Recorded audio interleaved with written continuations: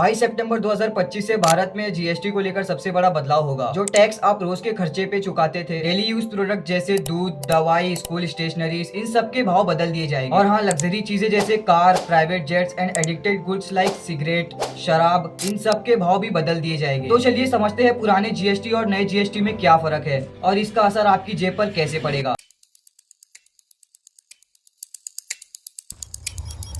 तो दोस्तों सबसे पहले समझते हैं जीएसटी का मतलब। जीएसटी का फुल फॉर्म है goods and services tax. Simple शब्दों में ये एक इनडायरेक्ट टैक्स है जो इंडिया में 2017 में लागू हुआ था। पहले अलग अलग टैक्स होते थे जैसे VAT, service tax, excise duty, सबको हटाकर एक ही टैक्स बना दिया गया जिसका नाम है जीएसटी। मतलब आप जो भी चीज खरीदते हो या सर्विस लेते हो उस पर टैक्स लगता है, यानी जीएसटी। फॉर एग्जाम्पल, अगर आप एक शॉप से फोन खरीदते हो उस पर जो टैक्स लगता है उसे ही जीएसटी कहते हैं। और अगर आप किसी रेस्टोरेंट में खाना खाते हो उस पर जो टैक्स लगता है उसे भी जीएसटी ही कहते हैं। जीएसटी ही टैक्स है जो हर प्रोडक्ट एंड सर्विस पे लग के आता है। 2017 से अब तक ये 4 स्लैब्स थे, 5%, 12%, 18% एंड 28%। अब सरकार ने जीएसटी 2.0 लॉन्च किया है जो 22 सितंबर 2025 को लागू होगा। Sector wise impact. Basic foods, रोज के सामान जैसे दूध, पनीर, स्नैक्स एंड पैकेज फूड्स अब सस्ते हो जाएंगे। अभी 5 से 12% जीएसटी लगता है। 22 सितंबर के बाद से 0 या फिर 5% जीएसटी लागू होगा, जिससे कि इसका सीधा सीधा फायदा घर वालों को मिलेगा।